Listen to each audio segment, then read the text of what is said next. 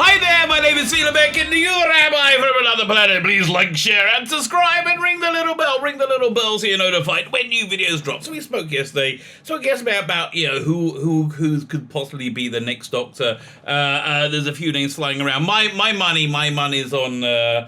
Was it Panda Bear, Padme, whatever her name, Nagra, for one scene, and then the show's cancelled. That's where my money's on. I've been wrong about a lot of things, but wouldn't be funny if I'm right. And then Jodie Whittaker goes, "Listen, Panda Bear, it's you. You destroyed Doctor Who. I'm fine." And I bet they would do that.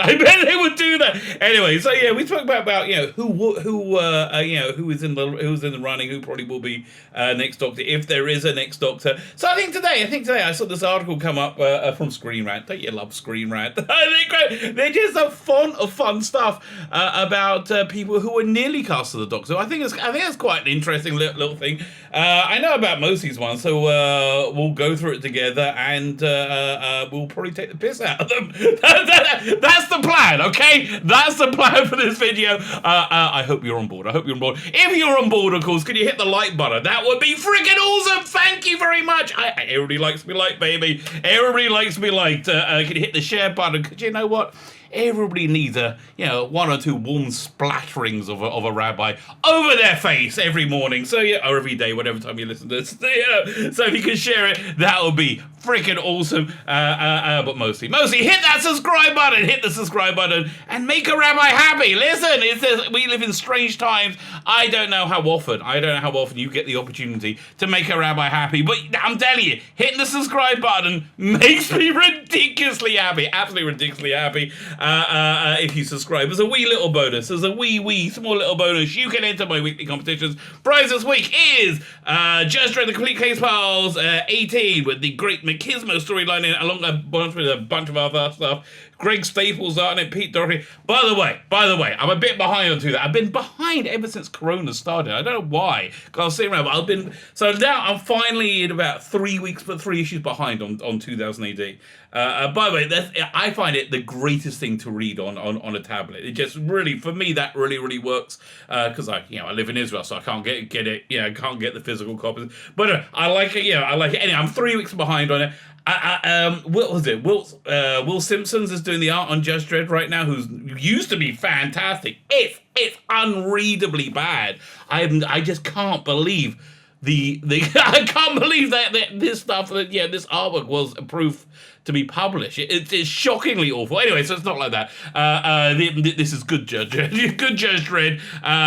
All you need to do when it subscribe to the channel, subscribe in the comments, leave the hashtag Machismo, which I am sure I'm pronouncing incorrectly, Mechanismo or something. Go check the video notes.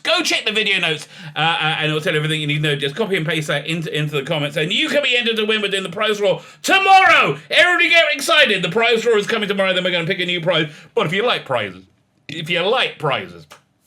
February the 13th, I'm launching my Indiegogo. Sign up for it now. Join the email list, and because we're giving away a ton of prizes on launch night. It's for these two graphic novels over here. You get one of these for somewhat smutty. Let's be fair, somewhat smutty art cards with any purchase, or you get a free chaser one, free.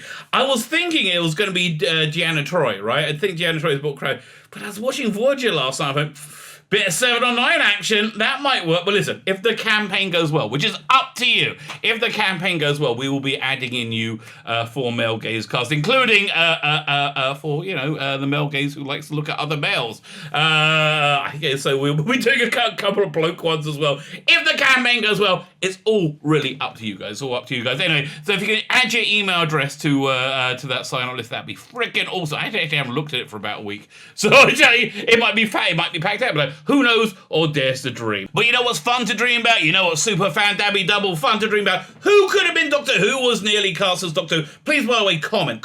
It's really helpful to the algorithm. I don't really understand what an algorithm is. It sounds complicated and sciencey, but apparently the algorithm likes your comments. So please comment and let me know what you think of all of this. Every actor almost cast as Doctor Who. I don't think it's every actor, okay? Listen, that's a very Screen Rant is normally very confident in their outlook, and they're normally horribly wrong about everything. There's not every bloody actor. If they have Michael Benting down by the third Doctor, I will say, okay, you've done your research. That's quite impressive. From William Hartnell to Jodie Whittaker. Jodie. Doctor Who has changed a lot over the years. Well, from being good to being unrecognisably bad. Here's every actor almost cast in the role. From blah, blah, blah, blah. From William Hartnell to Jodie. But he just said that. Lord James of the Time Lord from the planet Gallifrey. The Timeless Child arc was withstanding. Dr. Regress's regenerative capabilities is able to change her. Okay. They're explaining what Doctor Who is. Fine. The Doctor can regenerate. The Doctor, like Sherlock Holmes, has become an iconic role. Blah blah blah blah blah. Yes, we know. I know. Okay. I guess we're all up to speed. They got 3 paragraphs on this. As such, many actors have been in the running for to play the Doctor over the years. Only a select few have got the coveted role. Casting speculation is a common fixture in British tablets. Yes, the normies love asking who will be the next Doctor. They kind of start asking from the minute somebody's cast. So it's like, it's a bit strange. Like, how long are you going to stay? I'm like, I haven't started yet. This article will instead aim to highlight the actors discussed specifically by Doctor Who, various production team, and reveal their associations with the role in subsequent interviews. Without further ado, here's a list of almost every actor almost cast as a Doctor. Really, again.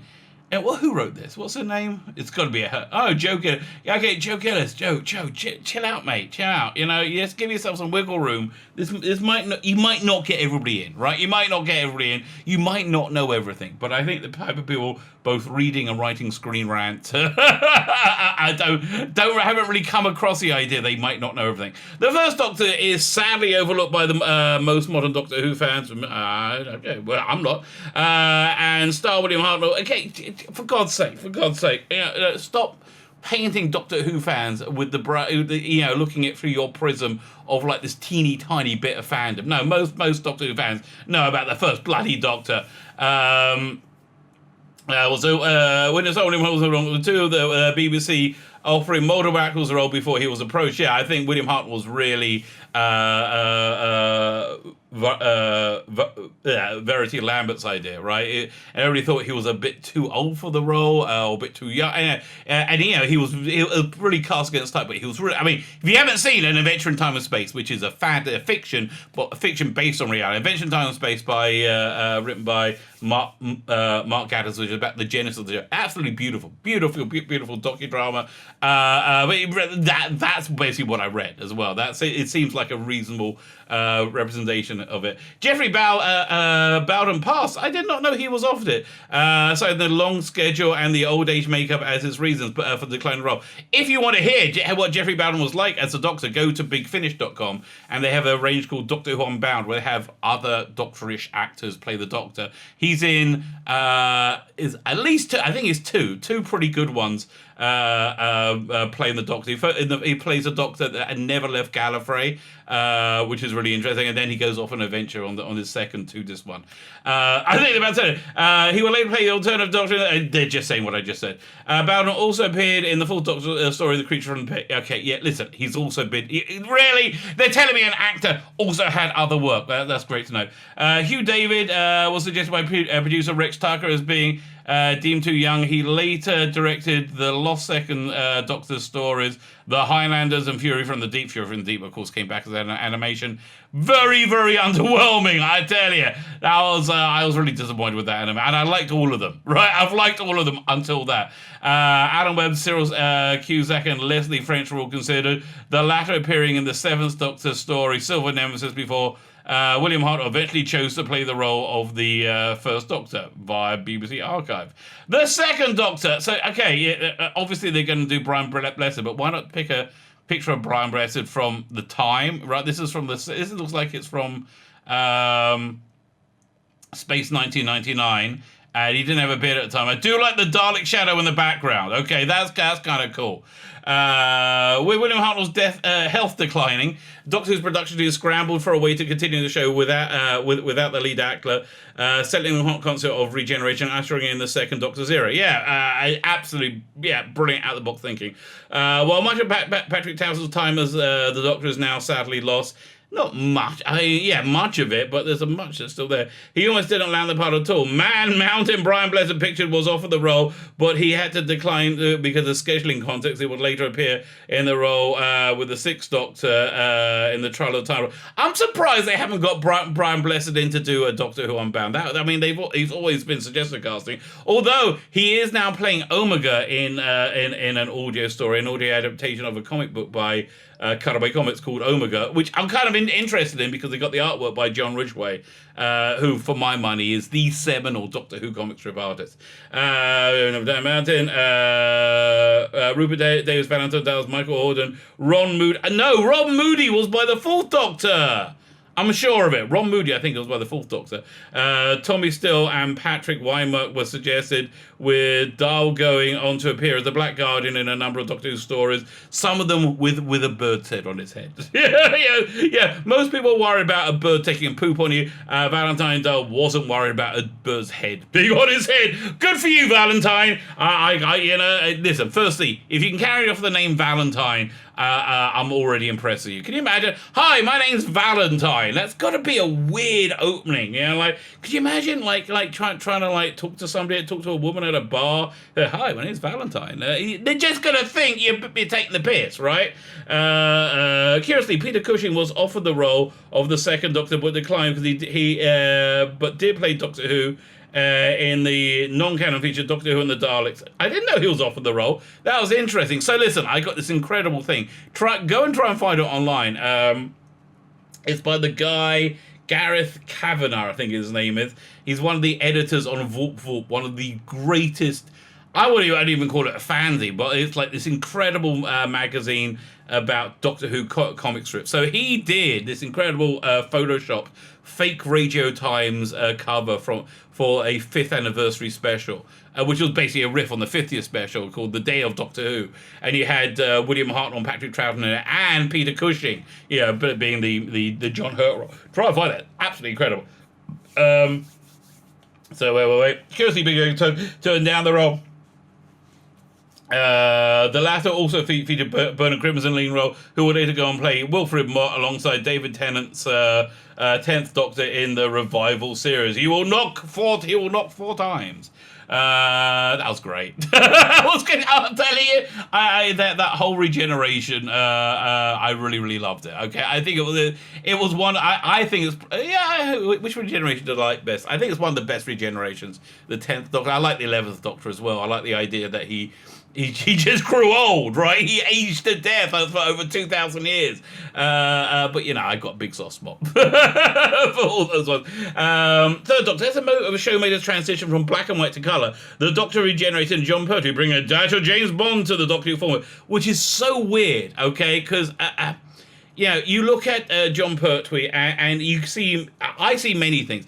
I do not see a suave, sophisticated secret agent type, But in the 70s, those big frilly shirts, they were kind of cool. Ring a dash doing one Doctor. Before Pertwee, other actors were approached to kickstart the third Doctor, including John Masura from Dad's Army.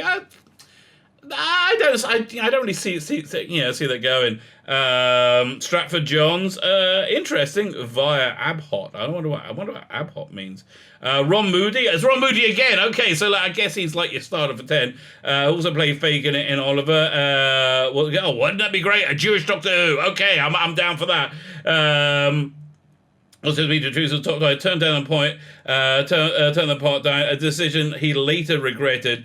That said, Moody went on to play a role in Big Finish 8th Doctor series, Other Lives. That doesn't count. That was basically a day of recording. While Pertwee thrilled audiences as the third Doctor. Fine! This is not every bloody actor who was nearly cast. full of crap. No, Michael Bentin. Michael Bentin was a real front runner. Potty Time. You ever seen Potty Time? It's on YouTube. I'm sure you'll find it on YouTube. It's weird. So Michael Bentin. Was he also in Fraggle Rock? No, that's free. That's Fraser, whatever. Anyway, so the Michael Bentin was heavily tipped, but he wanted a really central creative role as well, which is what I'm saying. Barry Letts is like, not so much. Fourth Doctor. Okay, there's a few here I know. Let's see if they got him in. With Pertwee deciding to step down after the tragic death of Doctor Who co-star Roger Douglas. That's not why he's trying to step down. He did it 5 years. He was done. He went on for another 2 years. But, oh my God. It's like Chinese whispers, isn't it? The producers began searching for an actor to fill his shoes with Tom Baker, a thespian turned labourer, ultimately winning their hearts as the Fourth Doctor. You know, the story of how he got that role is just so weird.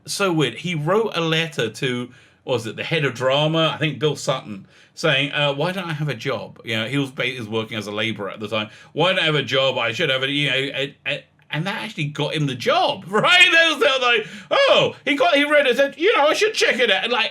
And listen, I don't know, should I just write to somebody I want a job for, say, why haven't you employed me to be Emperor of Denmark? But it worked. Okay, it worked. Only in the wrong Fourth Doctor. Other Doctors considered for the role include Michael Bentin. No, that was the Third Doctor. God, I'm gonna have egg on my face if I'm wrong. I'm pretty sure it's the Third Doctor. Yeah, I am sure it's the Third Doctor. Bernard Cribbins pictured. Yes, I understand what a picture of Bernard Cribbins is. Graham Crowden. Yeah, he would have been interested. Graham Crowden, he was the villain in Horns of Nyman. You probably know him better if you, again, it's probably on YouTube. Go look up the show called Budgie, which starred Adam Faith, which was kind of like he was a bit of a grifter in the 60s. Great little show. So Graham Crowden played this underworld boss who was kind of like the guy he reported to. He was very good. Fulton Mackay, he was the one from Fraggle Rock. Richard Hearn, Richard Hearn wished to play in the same manner as his popular character, Mr. Pastry. One of the things I loved about Capaldi is his absolute deep knowledge of Doctor Who, right? I really, really love his deep knowledge of Doctor Who. So yeah, when he meets the First Doctor, played by what's he called again? I don't know. I get all the audios with him. He called him Mr. Pastry, right? It's like, okay, which is clearly a reference to that. Broadly called it bumbling old man, but the producers went in a different direction. Finally settled on Tom Baker and Arctic Wild Man. So, actually reading through this, I've hit across a real revelation. I got a real revelation.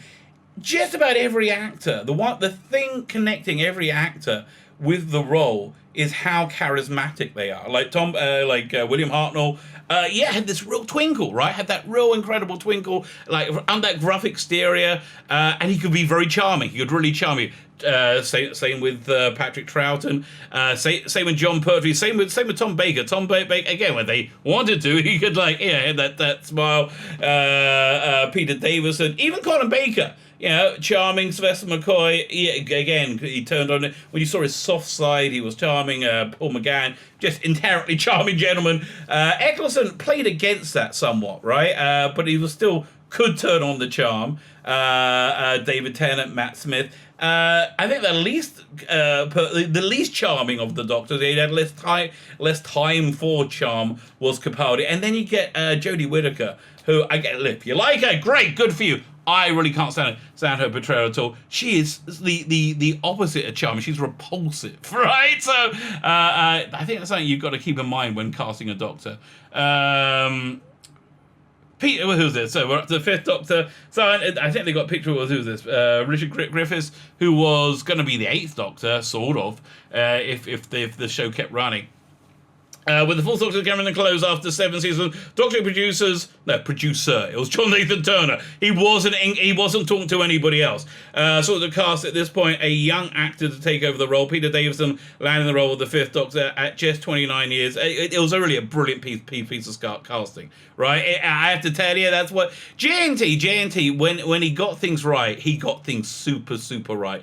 Absolutely brilliant piece of casting, because it was such a great, like, how do you follow Tom Baker, right? You can't do anybody similar, so you got to just juxtapose it, and it did something completely new and different. And I think for the most part, I like Peter Davison. I grew up with him as my Doctor. Aside from Davison, Scottish actor in Cuthbertson was considered. That's interesting. Alongside Richard Griffiths, later considered to play the Eighth Doctor in the television movie. No. He was never considered to play the Eighth Doctor he was considered to play the Eighth Doctor if John Nathan Turner stayed on at the BBC and produced another 2 seasons. They did season 27, 28, 29. Sylvester McCoy would have done a full season, I think. And then the person, the front runner, the person they wanted to regenerate him into would be Richard Griffiths, with Julia Swahala from Abfab as the companion. The companion was an interesting idea. So they did this a little bit in the Lost Stories, the season 27 Lost Stories from Big Finish. He starts off in the 60s stories with this like underworld crime boss. And also, they're writing Ace out in that story.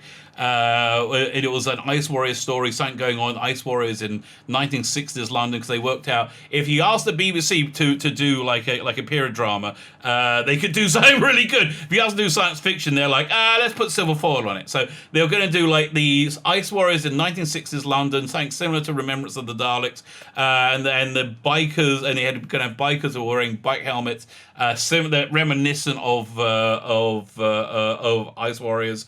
And it was some kind of test by the Time Lords to enroll Ace into the Pyridonian Academy, right? So she would become a Time Lord, sort of, and then inject new life into Time Lord society to some extent. Anyway, so in that 1960s story, or set story, there was this underworld boss, right? And then the next story will be in present day. It will be like 89, 90, whatever it was, and it starts off with this socialite. There's like this socialite, young socialite woman, girl, whatever you want to call her, going to like the swanky party in a stately mansion, and then she slips in the back. I think kind of imagine like True Lies. She slips in the back and breaks into it and finds a safe and cracks it and breaks into it. She's the daughter of the underworld boss who was born in the previous story, right? And she opens the safe, and inside is the Doctor, Sylvester McCoy's Doctor, right? And he's like, "What took you so long?"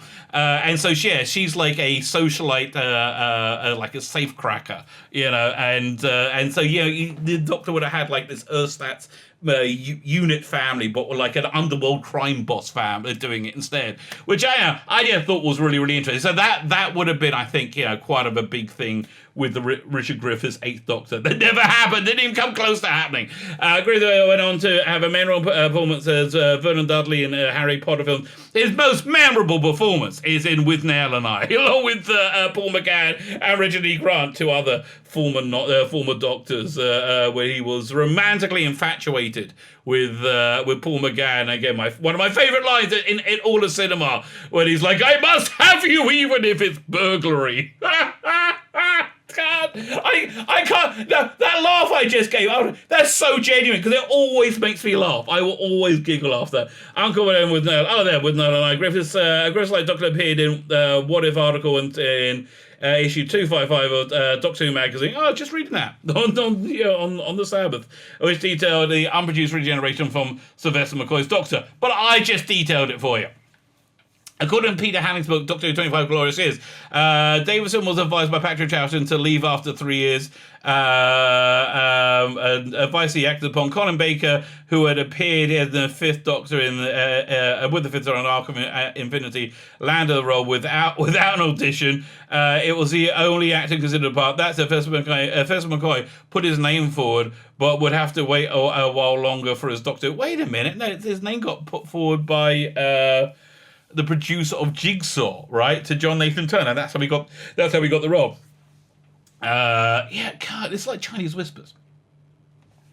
Was it? So yeah. I think by that time, Colin Baker, John Nathan Turner was like, yeah, it's gonna be him. That's it. There was no real discussion.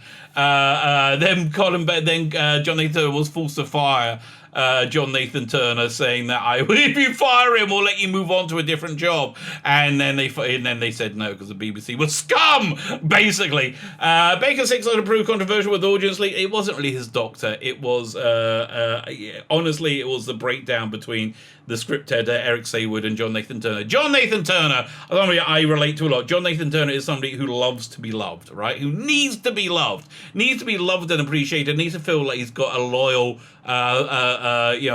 team, and he felt he had the opposite of that. And when he don't have that, everything fell apart, right? And you can really see it in season 22 and especially 23. That's when it really fell apart. So Ezquerra is now fixed in mind. The producer was selected to play the Doctor, though many other actors were suggested. Ken Campbell, McCoy's mentor. That's the one who the BBC bosses, the Sixth Floor, really wanted. I think he would have just scared kids, to be honest with you.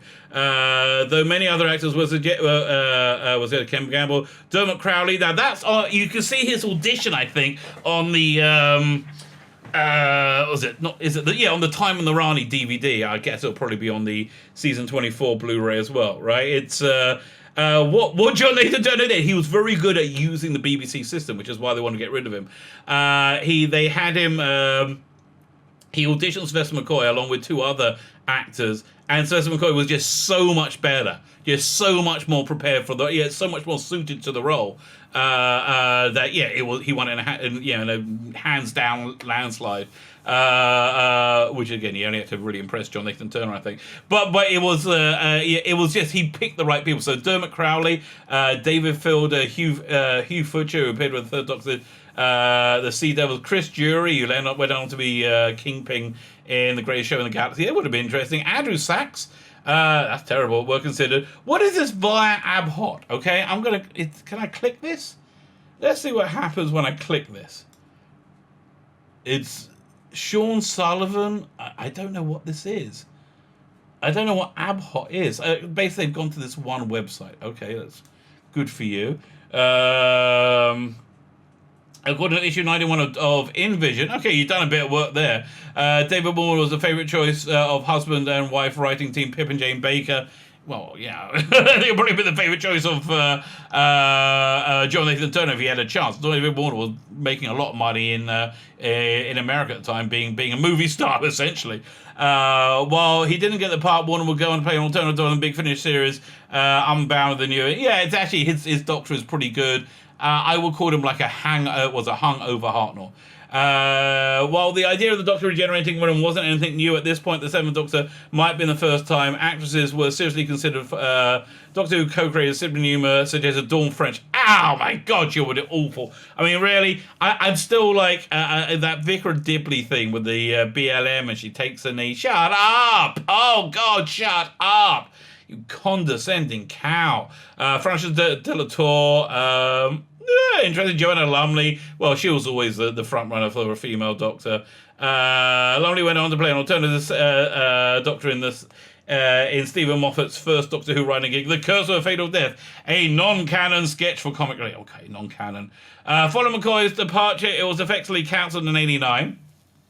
96 came back. Paul McGann. Aside from a brief role in the Doctor Who 5th anniversary celebrations, the TV movie marks McGann's only on-screen, but he had a big finish. Let me just skip a little bit. In fact, it was it would almost be quick to list who wasn't in the running for the part-time. The only serious contender really was Paul McGann. Everybody else was just somebody else had to go through the process. Highlights include Monty Python members Eric Idle, Michael Palin, Blackadder star Rowan Atkinson, Jim Broadbent, Hugh Laurie, McNeil. These are all just names that are thrown around in the press. Timothy and even a couple of Bonds, Pierce Brosnan and Timothy Dalton. No, Pierce Brosnan was for the movie Doctor Who and the Jewels of Time, which was going to be directed by Spock, Nimoy, Leonard Nimoy. And Timothy Dalton. So this is just completely wrong. On the American side, producers wanted Jim Carrey, Jeff Goldblum, Carl McLachlan, or even Sting. Scottish comedian Billy Connolly, pictured above, was in the right. Yes, I heard people wanted him, but they wanted David Hasselhoff as well. Doesn't really count. Speaking to TS, remarked, if I had done it, I would have been much angrier Doctor Who. I would have loved it. I'd have taken it. It'll be an interesting choice, right? It'll definitely be an interesting choice. Colin's Doctor would later come to pass in the form of Peter Capaldi's 12th Doctor. Kieran, he wasn't angry. Both Capaldi and 9th Doctor Chris Evans were invited to audition for the part of the 8th Doctor, but declined. No, I've seen Capaldi's audition, citing the movie's grab bag but he was in the book, the book about making that movie. I've seen the pictures from it, right? Him, Tony Slattery. Additionally, there were many actors considered to play the 8th Doctor went on to appear in the revived show. Okay. After lengthy hiatus, referred to as the Dark Times. No, not really. It was called the Wilderness Years. And it was actually pretty much okay. It was actually pretty much, Doctor Who got to do its own thing and be left alone. And we had some great Doctor Who at the time. I love that book range, right? The New Adventures, Virgin New Adventure book range, really good. Anyway, Doctor Who was revived in November. Chris Eccleston, the 9th Doctor, while Eccleston was a perfect in the role. Not really. Listen, I'm looking forward to him coming back, and I liked his Doctor.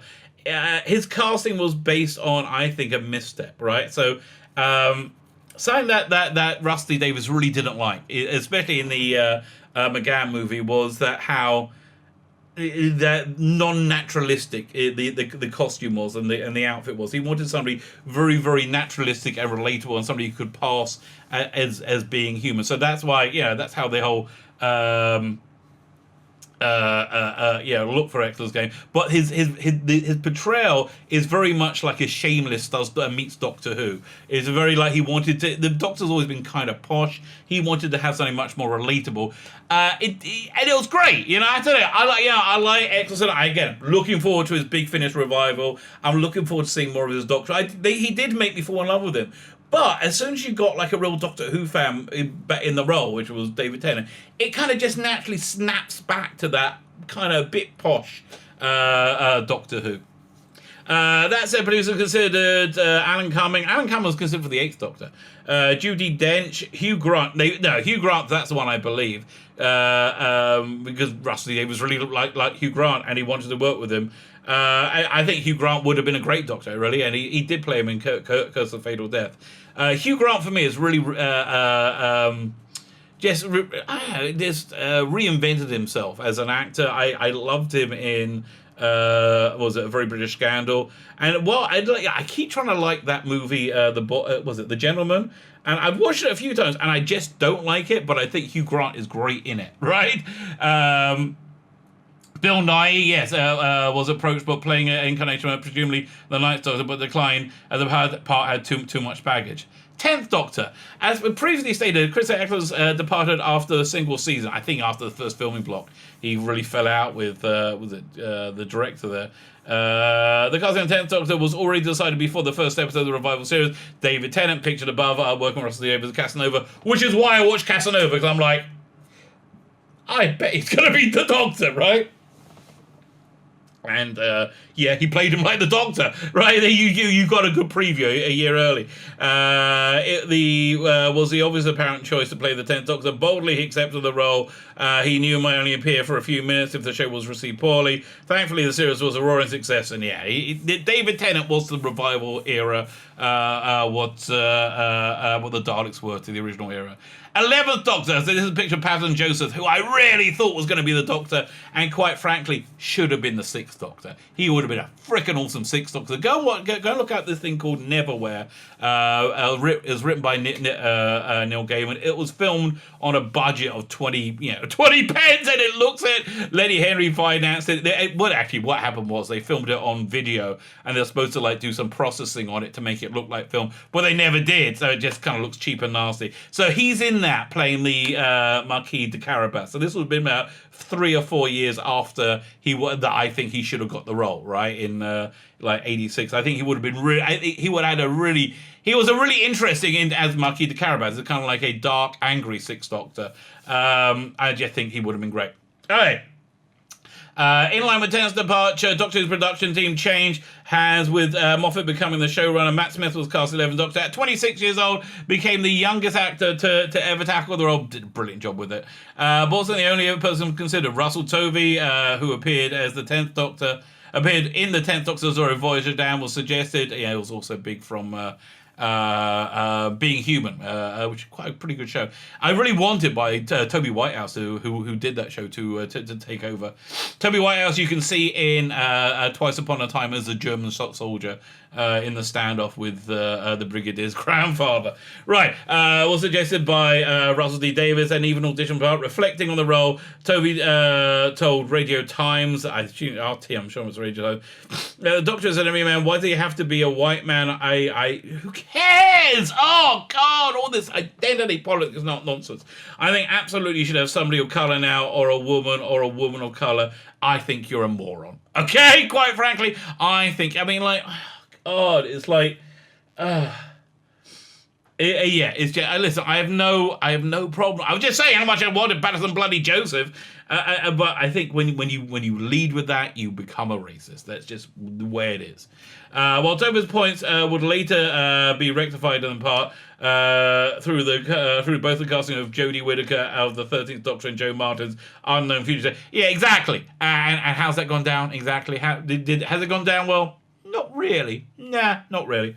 The show is yet to feature a person of colour as the lead. Oh, heaven to Betsy! Patterson Joseph Picture revealed to TI, whatever that is, that additional Dr. Dylan a role, but he was happy to continue working without the level of press and scrutiny.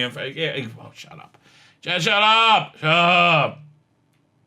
Matt Smith's departure kick-started the search for the 12th Doctor. Peter Wild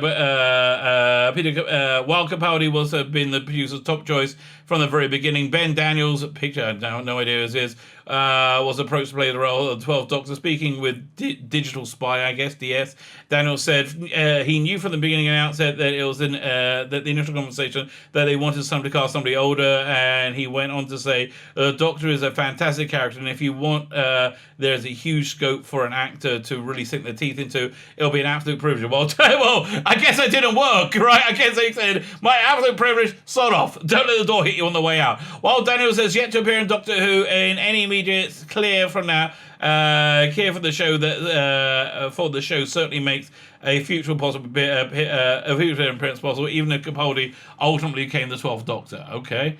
Jodie Whittaker, yeah, listen, he was like, Chris Chibnall was like, yeah, I know who Jodie Whittaker is. Yeah, you can be the Doctor, when Olivia Colman said no, right? Is there anybody else on the list? I think it was a pretty short list. Like Tennant series, Capaldi's departure saw a change of showrunner, with Chris Chibnall taking over and destroying the show from Stephen Moffat. Amid massive speculation, Jodie Whittaker was cast as the 13th Doctor, marking the first time a woman had played the Doctor in canon. In an interview with RS, whatever RS is, Whittaker discussed the casting process, feeling, I have no idea who, but I was up against some other actress. It was Olivia Colman. And that it was very much that Christian was auditioning people for the first female Doctor. Exactly. This is not the Doctor, right? This is a different role. And it's not really going well. While many names have been rumoured, among them Olivia Colman, that's not a rumour, that's pretty much in. Tilda Swinton, they'll be lucky. Phoebe Waller-Bridge will be lucky not to have her. Information about other actors who audition remains relatively scarce, because they're all going to make Jodie Whittaker look so much better, right? Look so much worse, I should say. And now there's like other people who nearly played the Doctor. Do we have to go through this? Boris Karloff, really? In addition to TV, a slew of abandoned Doctor Wars exist, wherein Boris Karloff, the Frankenstein played the Doctor. EC3 at Nothing and the Lens states that Karloff turned down the role. Peter Cushing was okay, fine. That was the Dalek movies. Charles Norton's was in the 80s. The American feature film would have featured Michael Jackson and Bill Cosby as the Doctor. No! I remember that being. I know where they're taking that from. That's from Doctor Who magazine. Where no, it was from Doctor Who Bulletin, right? DWB, where they said, "Wouldn't it be great?" With there was some BBC executive. Wouldn't it be great if Bill Cosby stepped out of the TARDIS?